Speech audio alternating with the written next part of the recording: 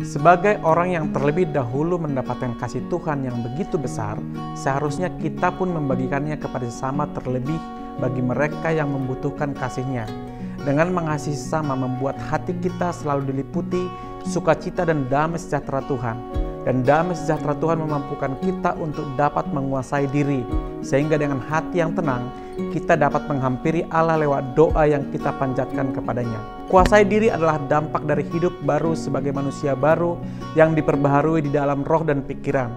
Kuasai diri menjadikan hidup tidak hanya memikirkan perkara-perkara dan keinginan daging, tapi perkara-perkara di atas dengan sudut pandang yang diperbaharui melalui firman dan Roh Kudus. Dengan menguasai diri, maka menjadi hidup berarti sesuai rupa dan gambar Allah yang memiliki nilai-nilai kerajaan Allah.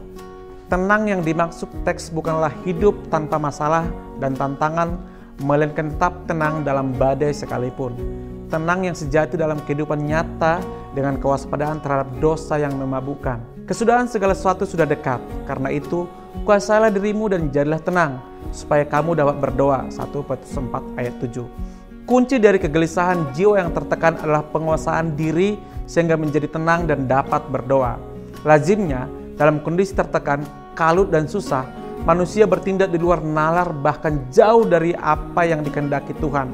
Alih-alih menyelesaikan, memenangkan masalah, justru terjerumus pada kondisi lebih parah ketika kita bertindak di luar kendali. Kita tidak usah memperdebatkan mana lebih dahulu menguasai diri lalu menjadi tenang, dan saat itu kita bisa berdoa atau berdoa dulu supaya kita dapat tenang dan bisa mengendalikan diri.